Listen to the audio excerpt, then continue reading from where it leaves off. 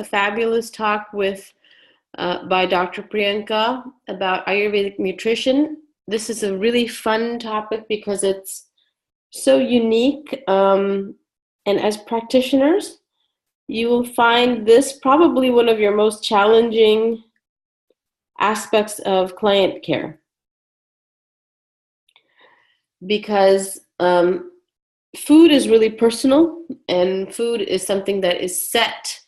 Of the way we eat, our food habits is usually set in our childhood. It's cultural, right? It's based on our local culture or our family culture or national culture, and it's intensely personal. So to get people to change their eating habits is not only getting them to see things from an Ayurvedic perspective, changing their mindset, but also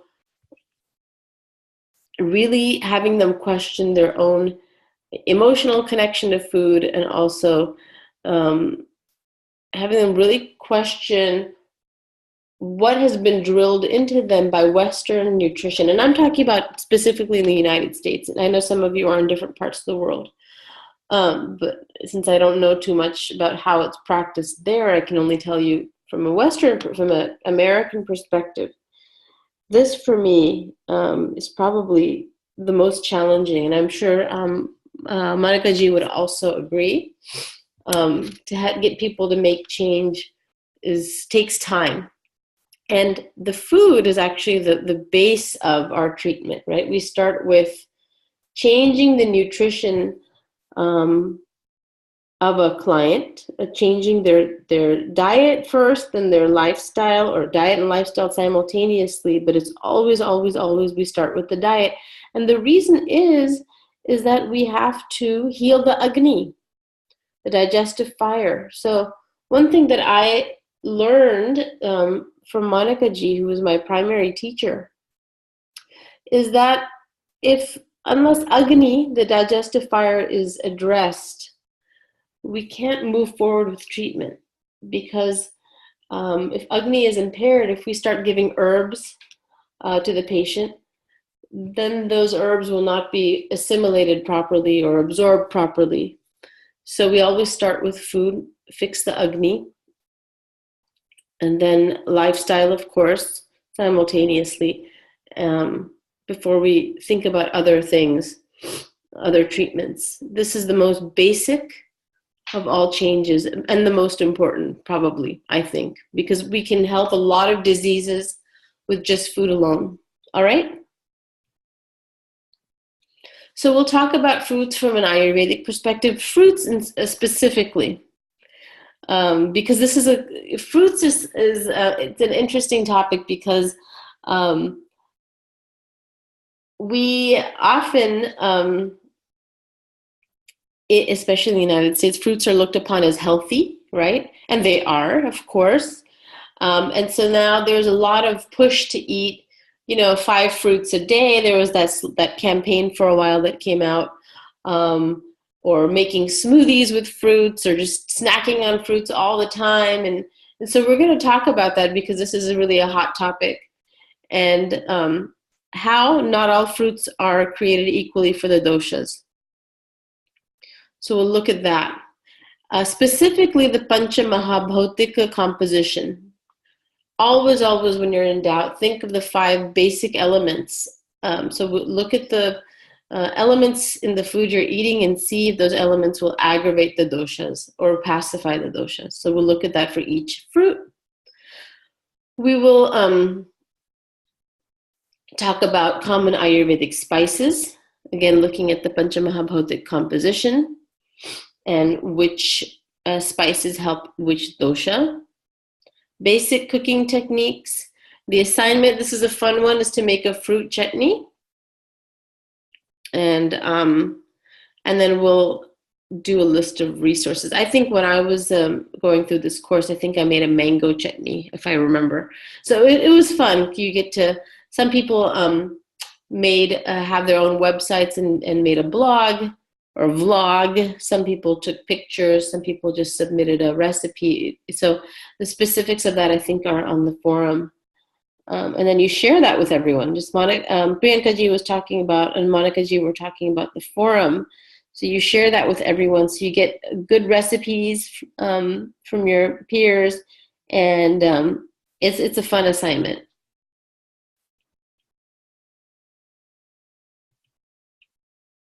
So like I was saying a few minutes ago, in Western nutrition, all fruits are good for everyone, unless, you have some allergies or you're a diabetic, they'll say to avoid certain fruits. But, generally it's like, okay, you eat more fruits and vegetables, plant-based diet. Again, good advice, but there are some limitations from an Ayurvedic perspective. Mostly as a physician, or mostly physicians will say, rather, I've changed my approach. But most doctors will say, yeah, you can eat as many fruits as you want. Just keep snacking on them. Make them, if fruits are boring, if fruits can ever be boring, I don't know. But if fruits are boring for you, you can put a few slices and soak them, infuse them into your water, or you can get it that way, or you can peel certain fruits or don't peel certain fruits, or you can make a smoothie, or you can, so it doesn't really matter what the fruits are, but doctors will generally say, nutritionists will generally say, there's no limit on fruits. And as long as you get them in your system, whether it's a smoothie or raw, or canned, right, or pickled, fruits are good. But from an Ayurvedic perspective, fruits are recommended for certain people based on a number of characteristics, such as the Mahabhotic composition, right? The 5 elements: space, air, fire, water, and earth. The rasas. I don't know, Monica ji, if we've talked about rasas. I don't know how much to go into it, but cooked versus raw fruits, unripe versus ripe, etc.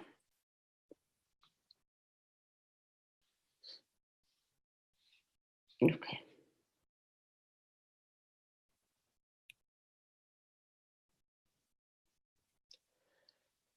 So what elements are fruits made of?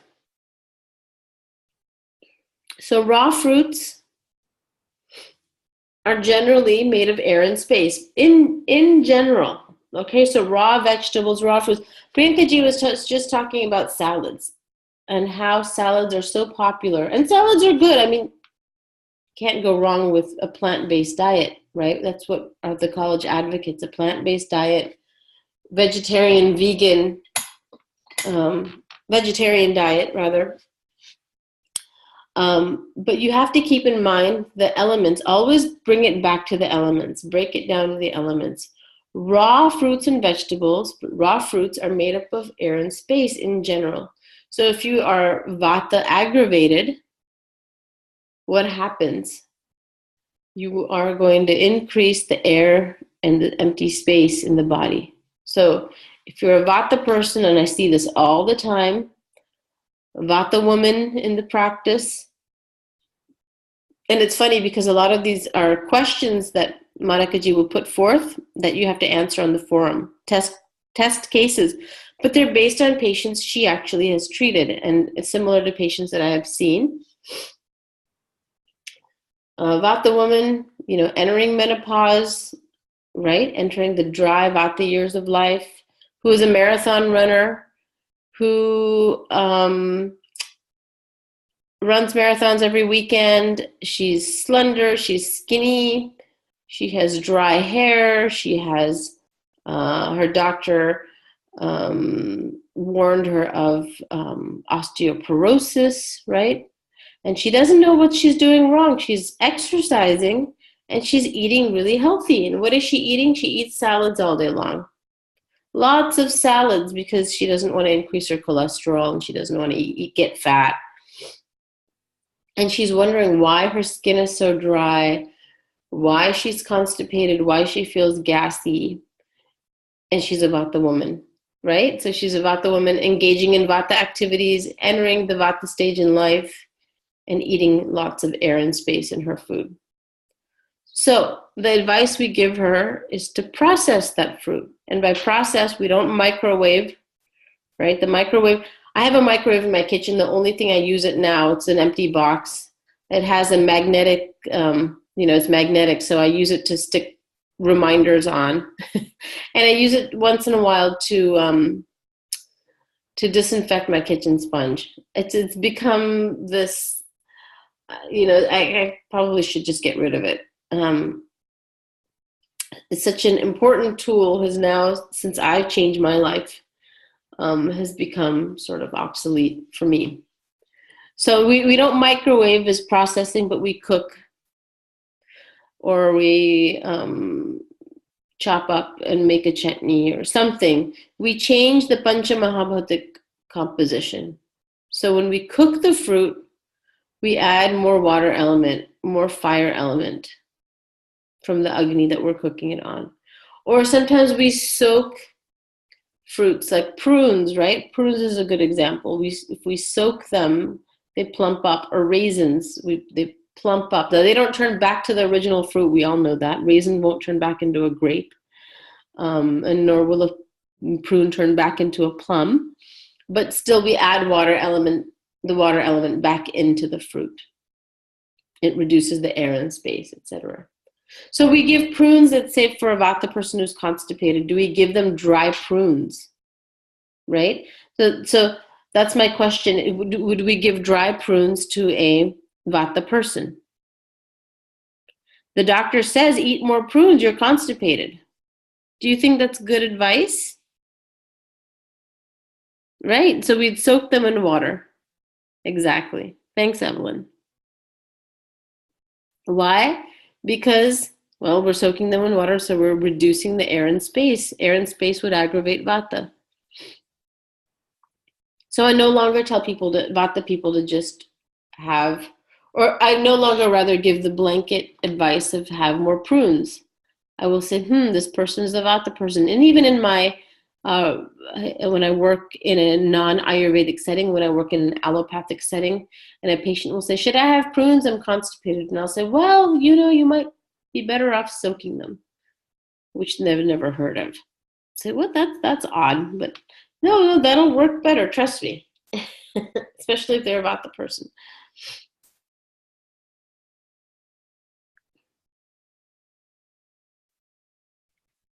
Rebecca, that's a good question. We'll talk about that, and I'll have Monica G answer that too as I'm moving on through the lecture. But generally, we like to, in Ayurveda, you cook, you can cook in earthen pots. That's kind of the traditional way of cooking. But for us, I think in the modern world, I think stainless steel, glass are best because these are neutral. Glass is very neutral. It doesn't impart any metallic ions to your food. Of course, we don't like to cook in aluminum because the aluminum can be harmful. Cast iron is also another great one to cook in, I think generally for everyone. But there are certain times where you cook certain medicines in copper vessels or silver vessels, etc. So yes, I think for our modern life, I would say stainless steel or ceramic glass would probably be the best. Something that's basically stove safe. Yeah. I don't know if Monica G, you wanted to add to that on the side, but that is kind of what my advice would be. So other general characteristics. So in general, again, and we're going to look at exceptions to the rules and exceptions to the exceptions. But in general, fruits will decrease pitta and increase kapha.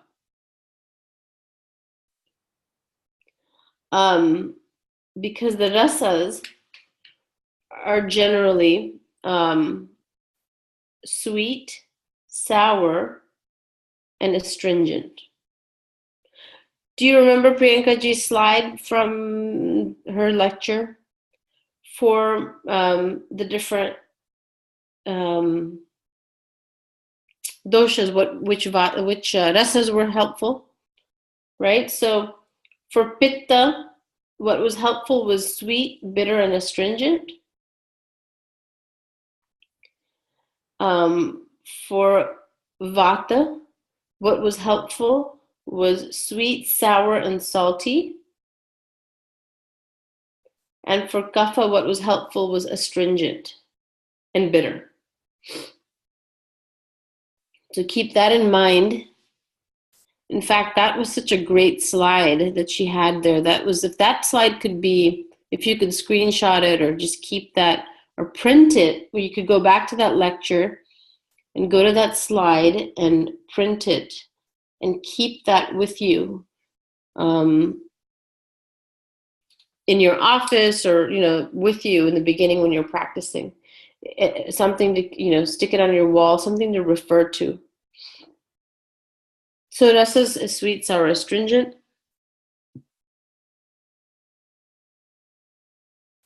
Oh, I'm looking at Monica G response. Yeah, flame is the best. So we have gas flames. Electric stove with the coiled element is probably not so good. And there's other ones, other kinds of stoves with, they're more modern. I don't know what they're called. The conduction, I think. They're like flat. They're super sleek looking, and there's nothing that sticks out of the stove. It's just a flat black glass plate and with circles that turn red. That's not as good. Oh, what happened? Let me decline. Oh, sorry about that. I hate when that happens. Let me get back into my... how did that happen? What happened?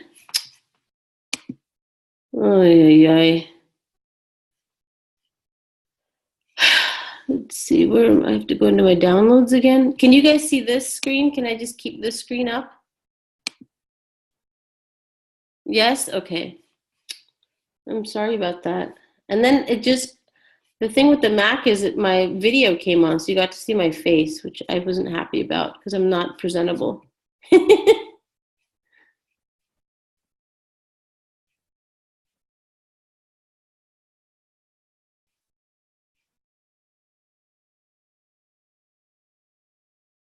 Okay.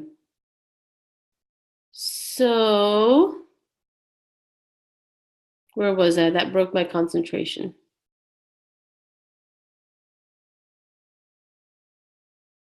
Oh yeah, so yeah, cooking on flame is the best. Electric stove not so good. Steel is good. And for kappas, iron pots. All right. Where were we? Okay, so guna. The guna is sattvic. The sattvic is the mode of goodness. So if you remember your Sankhya lecture with Atulji, most likely it was he who taught it to you. You have sattva, rajas, and tamas. So sattva is the mode of goodness. And again, it's hard to translate into English. It's not really, it's the best I can do because this is kind of the conventional translation when you read texts. Sattva is the mode of goodness, rajas is the mode of passion, and tamas is the mode of ignorance. Those are the quick definitions. It's much deeper and more complex than that. It's very simplified. But fruits in general are sattvic. They impart goodness. You are what you eat. So as opposed to, like, say, meats, right? Meats give you more rajasic qualities and tamasic qualities, depending on the animal you eat. But negative, you are eating that animal's fear and emotions at the time of slaughter. You're also taking in that animal's personality. It's another living being with a mind. So you're taking in that animal's thoughts, especially at the time of death, but also the characteristics of that species, right? Certain elements, or certain animals are more lethargic, certain animals are more violent, certain animals are more, whatever. Not violent, but you know what I mean, more active. The affinity to rasa dhatu is what most fruits are. If you talk about all the 7 dhatus in the body, the 7 tissue systems, organ systems, you have fruits that um, fruits have more of an affinity towards the plasma, which is rasa dhatu, and also rakta dhatu, which is blood. In Western medicine, blood is just blood.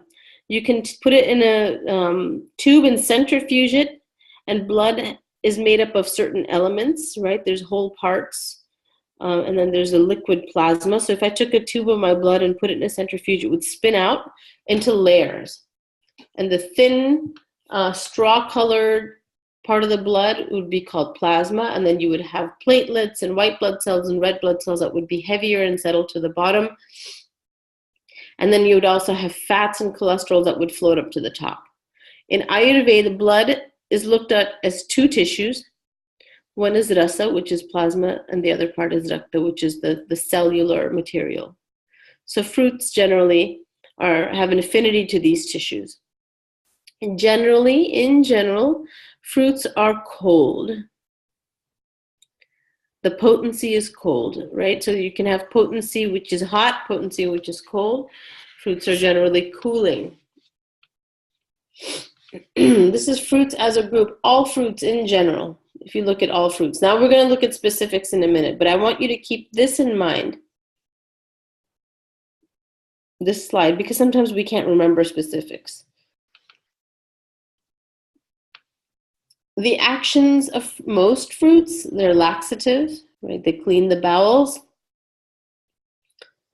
And they increase vata when they're raw, right? Because I talked about earlier in that slide that they're mostly made up of air and space. So they're going to increase vata when raw. And they can help pitta and vata when they're ripe and sweet, because when they're ripe, they're less raw. They've cooked a little bit on the tree by the action of the sun, right? So they have more sugar as well.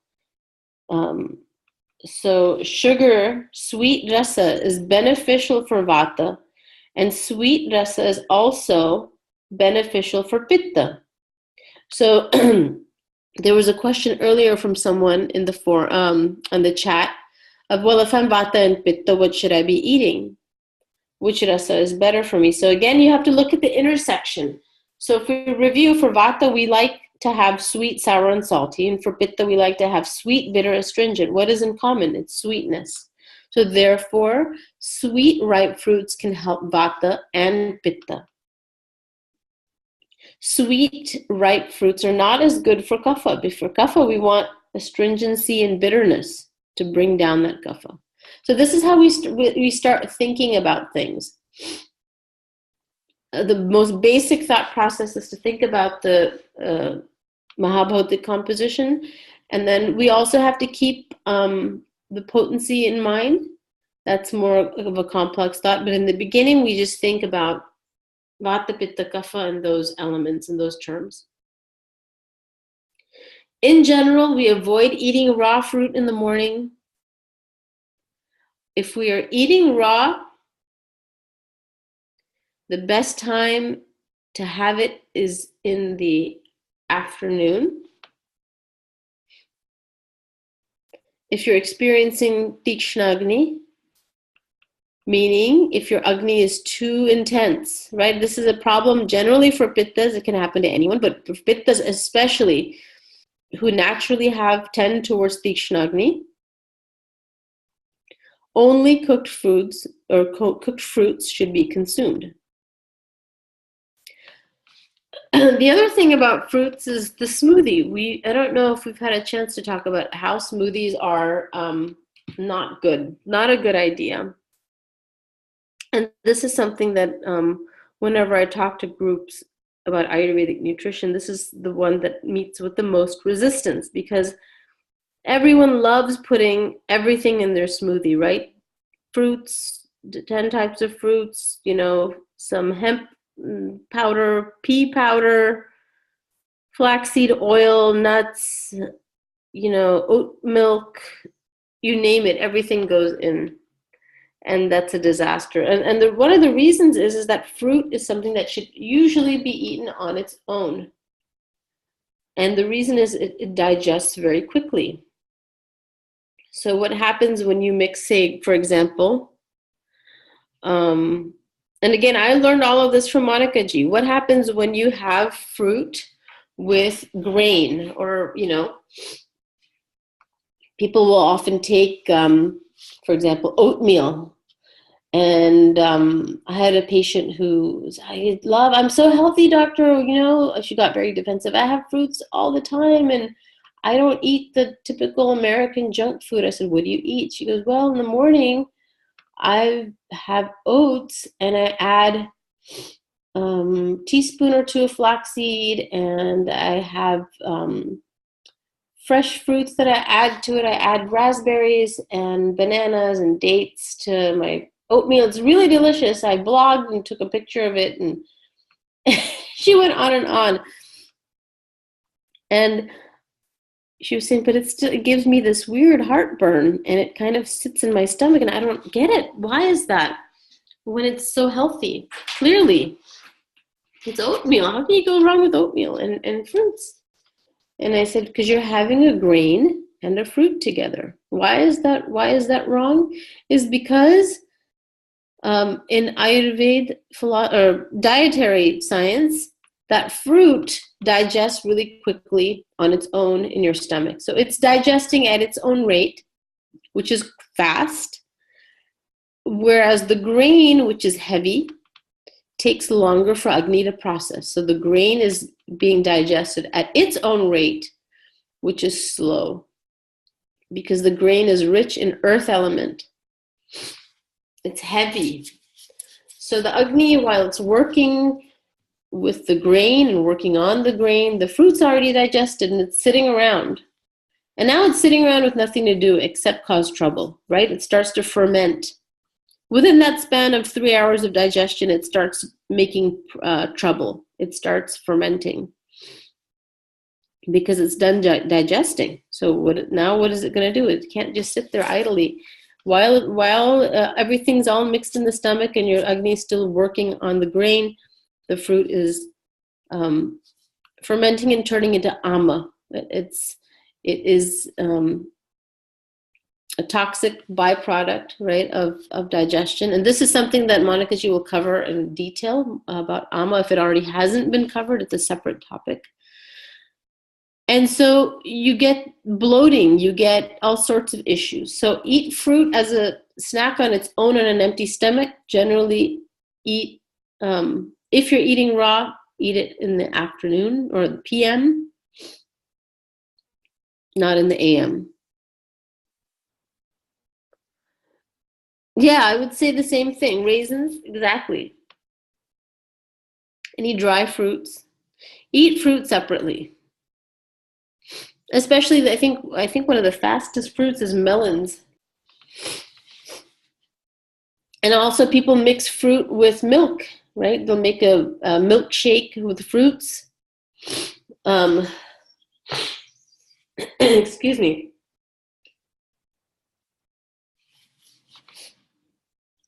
So melons and milk, or bananas and milk, or bananas with ice cream.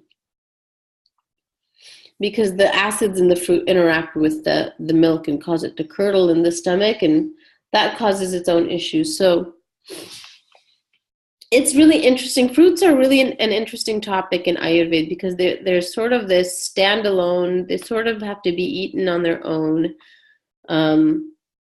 Again, unless they're processed into a chutney. And the chutney is to be eaten in really small, almost medicinal amounts. So when you have a plate, if you go to a buffet, an Indian restaurant buffet, and the food may not be Ayurvedic at all, it might be unhealthy, frankly, you'll still see, because it's so cultural, if you go down the table, the steam tables, you'll see a big thing of naan, a big thing of rice, a big container of palak paneer or what have you. And then at the end of the buffet line, you'll see this tiny little containers with chutney, tiny container of yogurt, at the end, because it's a condiment. So even when we make a fruit chutney and we eat that with our meal, which is perfectly fine, it's just tablespoon or 2 max. We're not eating the chutney as a main course. It's an accompaniment to, it's accompanying our larger meal. So I think you have an assignment for My Plate coming up, which is a fun one. Again, I remember doing that, take a picture of it, or people do creative things. They do graphics or pictures or whatever. But the chutney is just a little spoon or 2 at the side.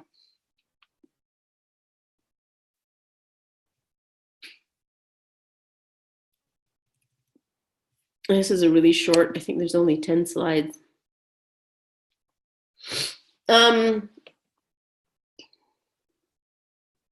So what's okay for Vata?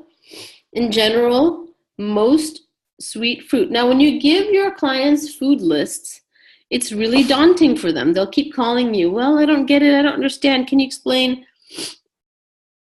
I usually tell them my food list says, just remember, because in the beginning, if you get overwhelmed, you get overwhelmed with what to eat, what not to eat. It's easier to remember what not to eat because that list is generally smaller.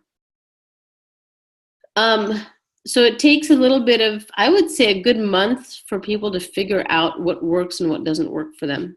And then they get the hang of it. They don't need the list anymore. But in the beginning, they'll take that list that you give them, they'll take it shopping. They'll take twice as long to do their grocery shopping because they'll check their list twice before they buy something because they're still learning the ropes. But I tell people, make it simple. If you have a Vata aggravation or if you're a Vata person, in general, remember, most sweet fruit is good. So cooked apples, notice it's cooked. So applesauce or stewed apples, apricots, avocados. Avocados are not sweet, but they're not sour, right? And they have that fatty, they're rich in good fats, beneficial fats, so that's Vata pacifying. Ripe bananas, berries, sweet cherries, because there's tart cherries, there's sweet cherries, so cherries. Coconut is Vata pacifying. Fresh dates off the tree. Who's had them? They're so delicious, right? When they're that yellow fruit, they're so delicious. They're juicy, relatively, right, compared to when they're dry. Fresh figs. And figs also increase ojas. Grapefruit, grapes, sweet grapes, kiwi, lemons, limes. Because remember, Vata also benefits from sour. Mangoes, melons, oranges, papayas, peaches, sweet pineapples, sweet plums, prunes that have been soaked. So never tell your Vata constipated patient to just have prunes. So that's going to make it worse. The missing piece is that you have to soak them. Again, soaked raisins, rhubarb, strawberries, and tamarind. Not recommended in general is most dry fruit or unripe fruit. So raw apples, unripe bananas, cranberries, dry dates, dry figs, pears, pomegranates. Because pomegranates have that astringent sort of, if you've ever had like a pomegranate, put it in your mouth, it sort of dries your mouth out. Dry prunes, dry raisins, and watermelons.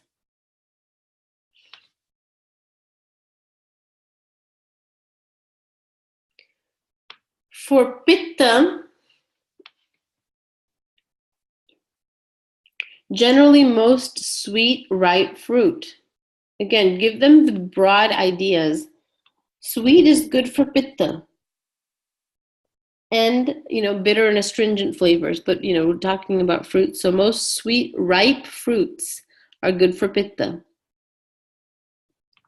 Generally, right? And you don't want to give them sour fruit. So Again, sweet cooked apples, applesauce stewed apples, sweet apricots, avocados, sweet berries, cherries, coconuts, dates, figs, red and purple grapes. Now, limes are okay in moderation, a little bit of lime. Lemon is not as preferred. Lime is better.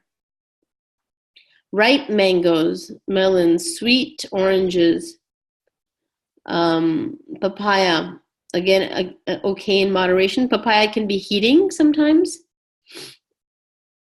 So we tell them to go easy in the papaya.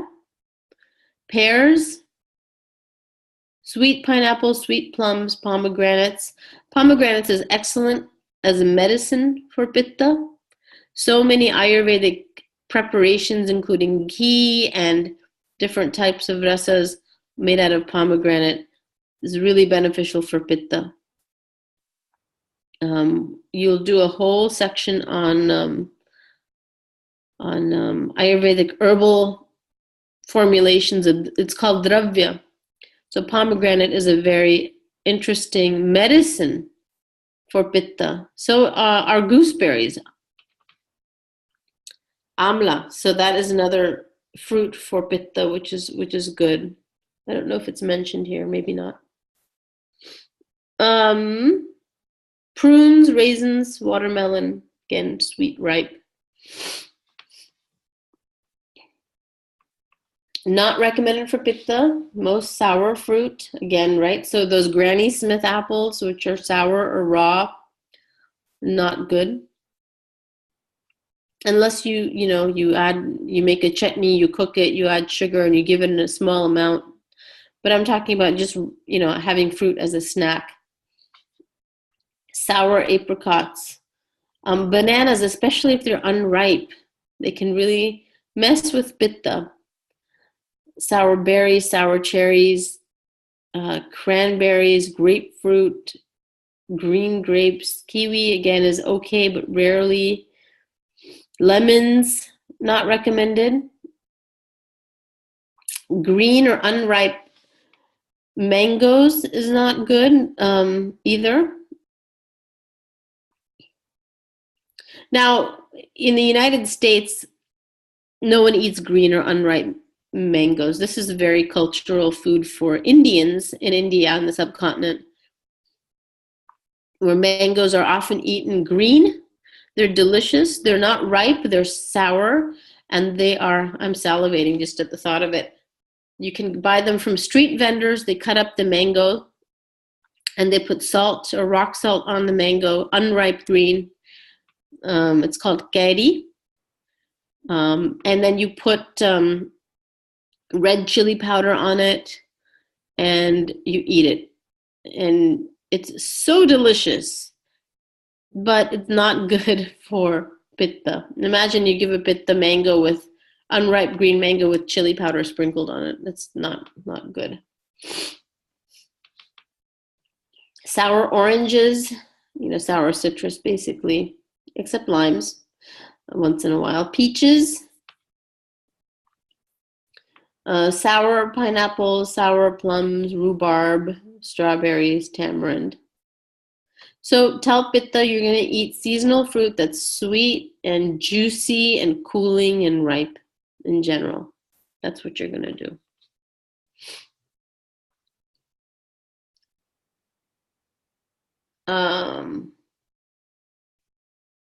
For kapha, remember what's good for kapha: astringent foods in general, bitter foods, and what's bad: sweet, sour, and salty foods. Basically, the exact opposite of vata. Exact opposite of vata. So for kapha, you're going to do astringent, kind of these dry fruits with a lot of vata element, air space element in them. Apples, applesauce, apricots, berries, cherries, cranberries. If you've ever eaten a cranberry, right, it's pretty brutal. It's not a pleasant fruit, at least in my opinion, unless you do something to it. If I have it with salt, it's palatable, it's tasty, because you balance out that astringent and sour with the salt, and it tastes really good. But just cranberry or cranberry juice, is straight cranberry juice is not tasty, but it's good for kaphas. Dried figs, grapes, again, okay in moderation, because grapes have a lot of sugar. Lemons, limes, okay in moderation. Peaches are astringent. Pears are astringent. Pomegranates, again. Prunes, raisins, strawberries.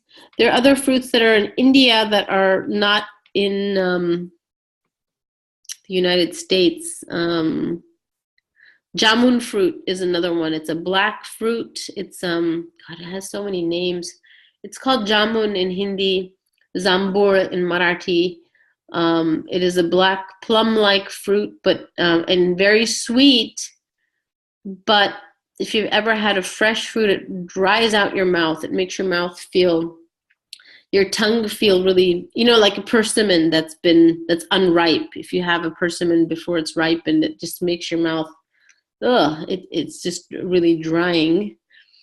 That is an excellent fruit for a kapha disorder like diabetes. So it's often prescribed in India for diabetics as the one fruit that's beneficial, extra beneficial in a medicinal way. Not generally recommended for kapha is sweet and sour fruit. Avocados, bananas, coconuts, dates, fresh figs, grapefruit, kiwi, mangoes. Mangoes are okay once in a while. Melons, oranges, papaya, pineapple, plums, rhubarb, tamarind, watermelon. So tell your patients, your clients, that instead of memorizing food lists in the beginning, keep this list handy so you can refer to it. But instead of memorizing, because that's very burdensome, remember what tastes are good for you. That's why I said go back to that slide and print it out for yourself so you can give that advice. For a kapha patient, you're going to say you want astringent bitter fruits in general. And it's going to take them some time to learn exactly what those fruits are, but they have some examples here. That's when they can refer to the list. And you're going to avoid kapha, you're going to avoid sweet, sour, salty. He says. Have them memorize, learn more trends than lists, because the list is really hard to keep in mind because there's some exceptions, right? Some of those exceptions are like, for example, limes are okay for pitta once in a while, even though it tastes sour. Okay. This may be, I think, our last slide.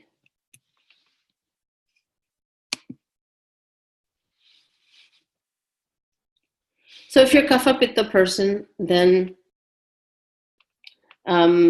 apples, applesauce. So we looked at how many body types are there? There's 7, right? There's vata predominant, pitta predominant, kapha predominant, which we looked at in the previous slides. Then there's combination body types. So there's kapha pitta or pitta kapha, same. Pitta vata or vata pitta. And vata kapha or kapha vata. So that's 6, right? So 1, 2, 3. And then there's the tridoshic vata pitta kapha together. So for them, they're a little bit more, they're fortunate. They can kind of do what they want within reason, as long as they don't aggravate any of the doshas. But for kapha pitta, you're gonna do apples, better if it's cooked, sweet. You want to keep the pitta under, in check. Apricots, cherries, pears, pomegranates, prunes, raisins. Vata pitta, they have a bigger menu because both vata and pitta in common, right? If you were to make that Venn diagram of the rasas that they can each enjoy, their intersection is sweet. They can both enjoy sweet fruits. So they have a longer list, cooked apples, etc. All of the sweet fruits will be beneficial to pitta people and vata people. But you have to be careful that you don't give a PV or a VP You want to be careful that you don't do too much sour or too much bitter or too much astringent, because you could upset either of the two.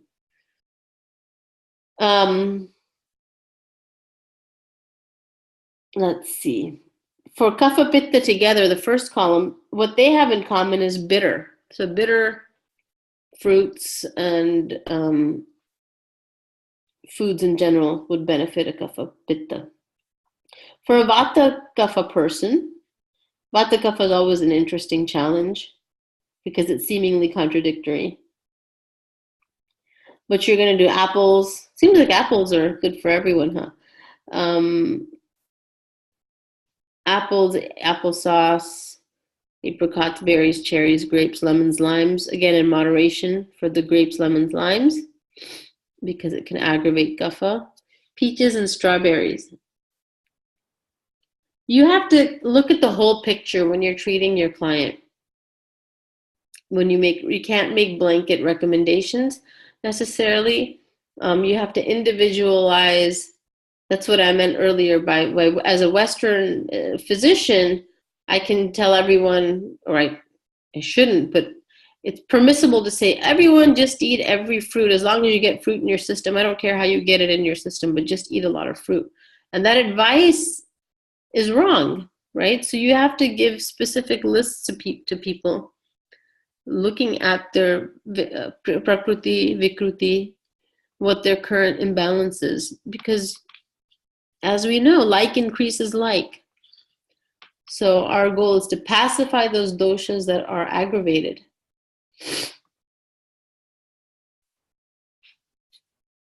Let's see. I think that's the last slide. I think I almost made an hour, 55 minutes, 50 minutes. I think I did 55 minutes. Stretched out 10 slides, almost an hour. Any questions? This is an interesting, Ayurvedic ahar is an interesting topic.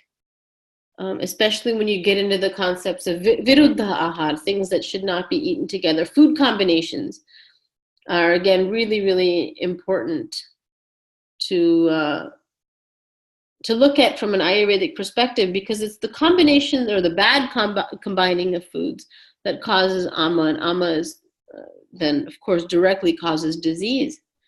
So sometimes your patient may be vegan, raw vegan, they're healthy, they're seemingly doing everything right, but they're still sick. Their digestion is still not where it should be. And they're baffled because they've tried every kind of diet out there. And there are so many to choose from, right?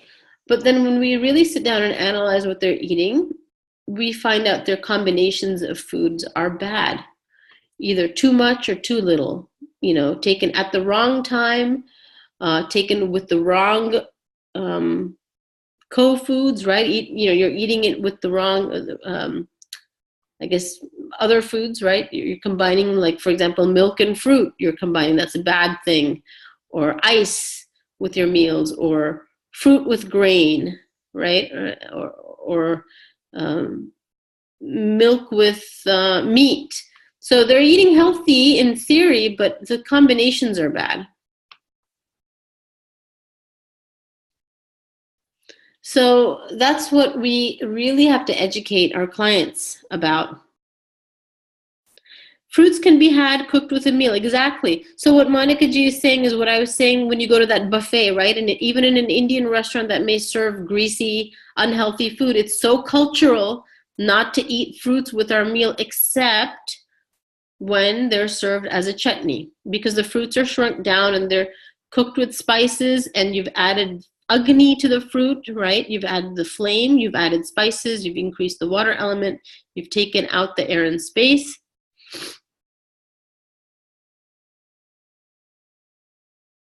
But you'll never see, even in an Indian restaurant, just chunks of, you shouldn't, slices of apples and strawberries at the end of the meal, right? And then the buffet line, you'll always see chutneys.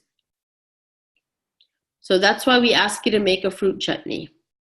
And fruit chutneys can be beneficial because of all the spices. It can help digest our food.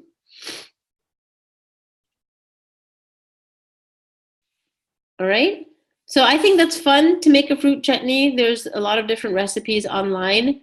Um, and try your hand at making one if you have never made one.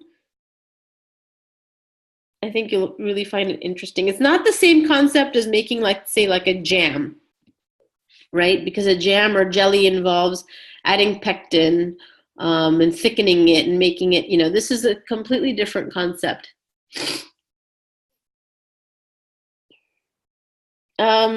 Let's see. I'm trying to think, almost maybe Monica G, like for example, like a pineapple salsa, right? That is almost like a pineapple chutney because there's a little bit of chili in it. There's a little bit of, I'm trying to think, that's kind of the closest thing we have maybe in our Western diet. That too is adopted from another culture. So make a chutney and see if you like it, and share it on the forum so we can all benefit from your cooking and get ideas. Sometimes I'll lurk around on the forum and see if there's something good because I get so sick of my own cooking. Let me see if I could bum a recipe off of here because that looked really good. Yeah, cooked pineapple salsa is okay for kapha in a small amount. The pineapple is sweet. It's been cooked, and you've added other things to it, particularly chili powder and salt and whatnot. Oh, yay! Thank you, Monica G. I have to say that my favorite part of joining this Ayurvedic world is to come to Monica G's house where she would have these workshops and she would cook, and Atul Ji would cook up a storm, and both of them are such great.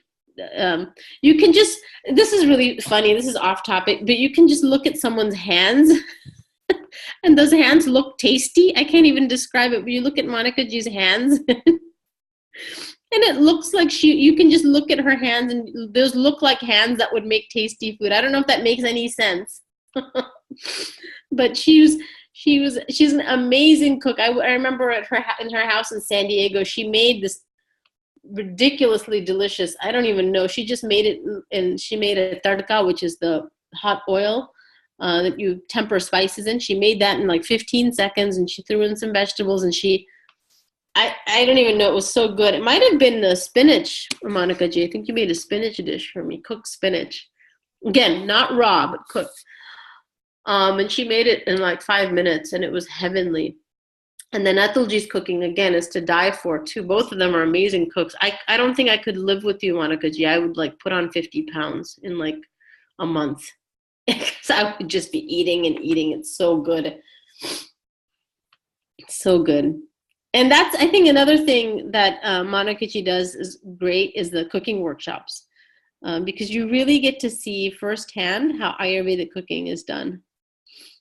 And I know there were some questions on the forum about North Indian cooking and South Indian cooking, but we teach Ayurvedic cooking. So we don't necessarily look at it by region. We look at it from a medicinal perspective because there's so many different types of regional variations in India, but we're focusing not on the regional differences, but more the Ayurvedic perspective.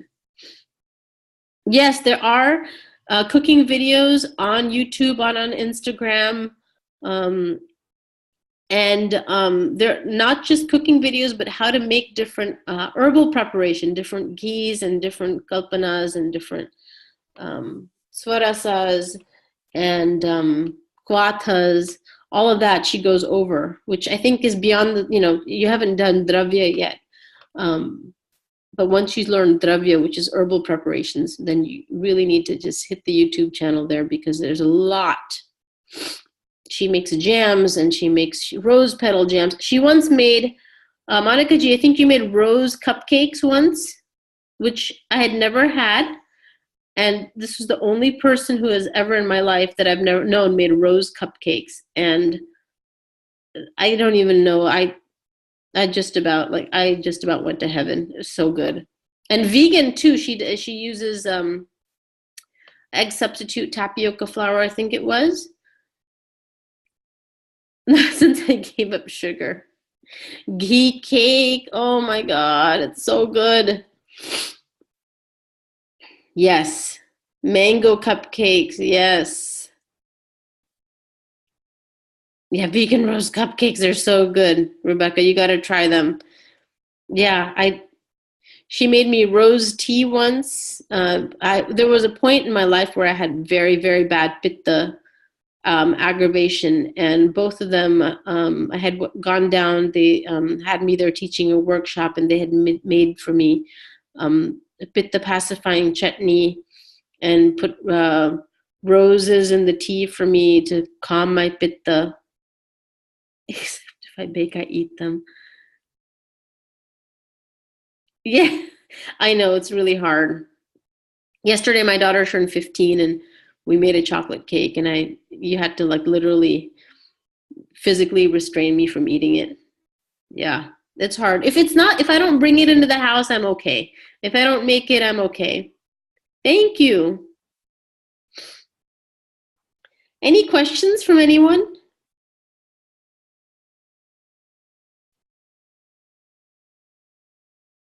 I know Kush is turning 13. Monica G, was that him playing the violin the other day? Was it, I think, yeah. Oh my God. He's very gifted. He is amazing. Great kid. So I think I'm done. Um, Go back and review Priyanka G's talk from this morning. I might even review it. It was really good. We all need to remind ourselves. Um, and if you have questions, post them on the forum, and we're looking forward to that fruit chutney. Particularly me, because I'm frankly in a rut now. I need some new recipes. So, if you have anything. Okay. It was nice talking to everyone. Hope you have a great rest of your day.